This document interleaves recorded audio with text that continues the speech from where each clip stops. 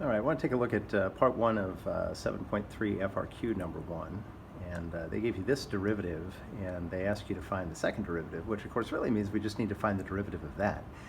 Big thing, notice here, that's a product, okay?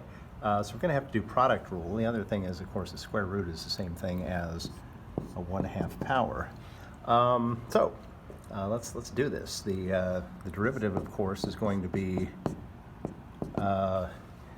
product rule says take the derivative of the first term, which is x, derivative of x is 1, times the second term here, which is f of x to the 1/2 power, okay, plus the first term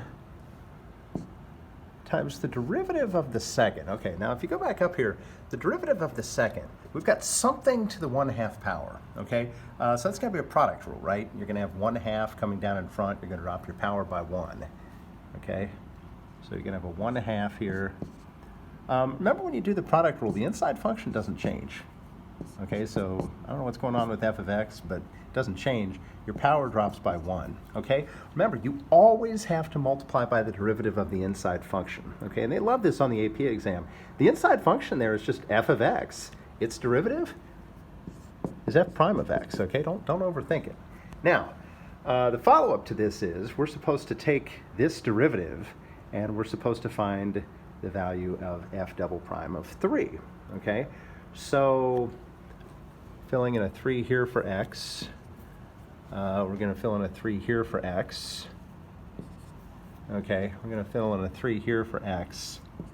And we're going to fill in a 3 there for x. Okay, well, let's go through here. They told us what f of 3 is, right? F of 3 is just 25.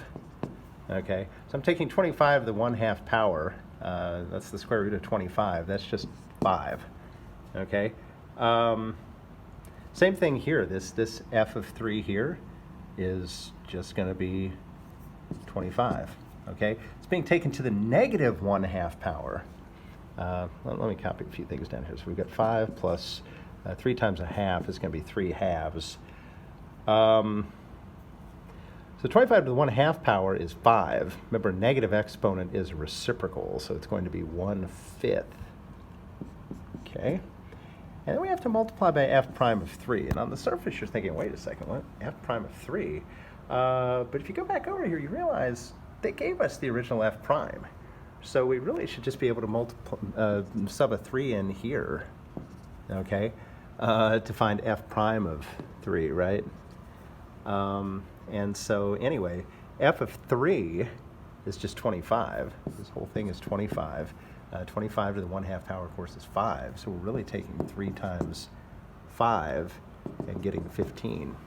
Okay, so this whole thing here is going to be equal to 15, and we should be able to fill that in. So anyway, to work this whole thing out, we've got 5 plus, 5 goes into 15 3 times. So I'm going to simplify that down. Looks like we've got 9 halves. Okay, 9 halves is 4.5. 5 plus 4.5 is, looks like 9.5 is the final answer there.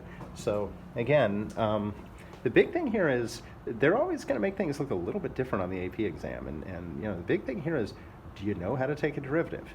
Do you recognize when you use the power rule? Do you know how to use it? Do you know how to use the chain rule? Do you know how to use it? And most of the time, if you just write down the best thing that you can do, you're going to find out that in the end it works out pretty nicely, as it does in this case.